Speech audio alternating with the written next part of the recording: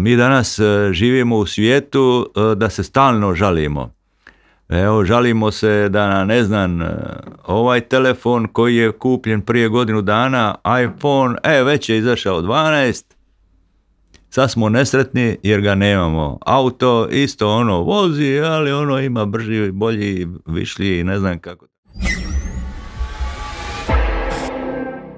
Tako ste imali iskustva i vjerujem sa tim lokalcima tamo koji žive na području Tibeta i ostalih nekih, obišli se sve kontinente, popili se na sve vrhove svih kontinenata i upoznali toliko tih ljudi koji su, ajmo reći, i žive u nekim totalno izoliranim uvjetima u nekoj našoj perspektivi, ali za njih je to neki normalan život. Tako će mnogi isto reći da su oni i po puno stvari sretniji od nas, upravo je to nekog jednostavnosti te života koji naš urbani život jednostavno ne može pridonijeti. Šta mislite o tome? Je li to stvarno istina da su ti ljudi sretni ili... Pa evo, primjerice, dok smo prvi put sam vodio Mlikotu, Vedrana Mlikotu, našeg poznatog glumca, pod Everest, znači u Himalaje, i s nama je hodao jedan nosač koji je nosio na sebi barem 40, ako ne i 50 kila na leđima, i cijelo vrijeme se je smijao. On je nosio jer gore ništa ne može stići nego na ljudskim leđima, znači cijela opskrba građa, ako hoćete nešto raditi, donijeti iz doline, jer nema ceste, nema ničega. I uspinjemo se mi i stanemo negdje, odmori se, on stalno se smije, veseo i nevjerojatno veseo.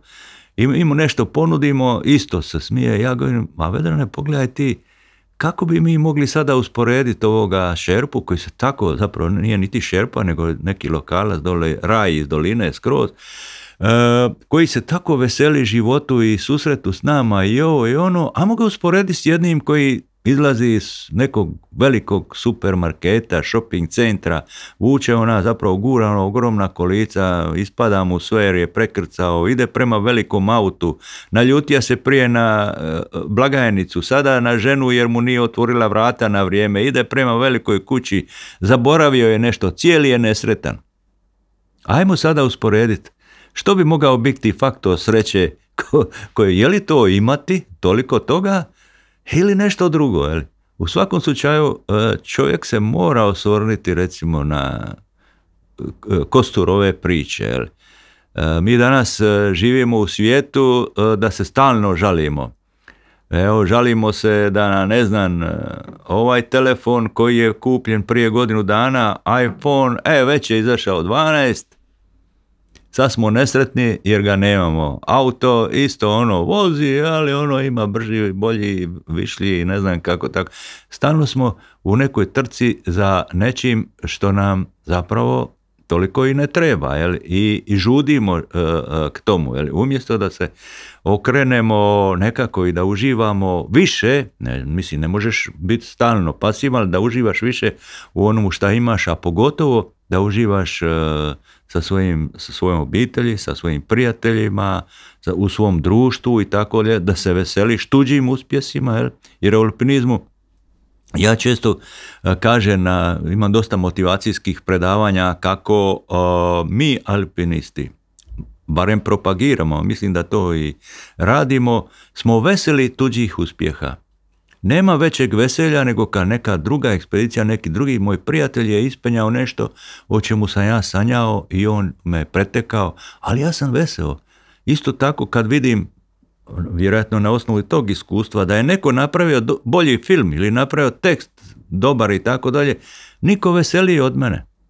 Zašto? Zato što je zapravo to esencija života. Ako ja sada primjerice radim suprotno i drvljem i kamenjem idem na neku konkurenciju i tako dalje, ja samo gubim svoju snagu, svoju energiju, a ovi onako ide naprijed. Znači ja ga nikad neću stići s time što se žalim, što ga opanjkavam ili ne znam kako sve. Jel?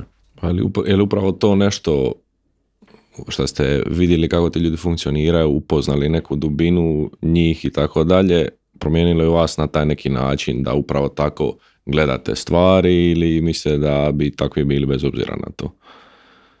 Vjerojatno, u mom slučaju mislim da je planina učinila, ne automatski naravno, ne možete ništa, priroda ništa te ne može automatski, ali ta iskustva koja sam stekao u planinama, pogotovo na ivici života i smrti, su sigurno doprinijela da se drukčije ponašam u dolini i da nekako stvari shvaćam, ne bih rekao normalnije, nego ležernije, u smislu evo sad me neko uvridio ili ne znam, nešto mi je ukrao ili ovo ili ono, pa to ti je ništa prema onom što sam ja doživio kad sam bio, držao sam se golim prstima, tamo negdje na visini 8000 i više metara i vjetar mi je puhao u lice, zatvorio mi je oči, trepavice su mi se smrzle i tako dalje, nisam znao hoću li preživjeti i preživio sam i sad dođem ovdje i neko mi s takim, recimo,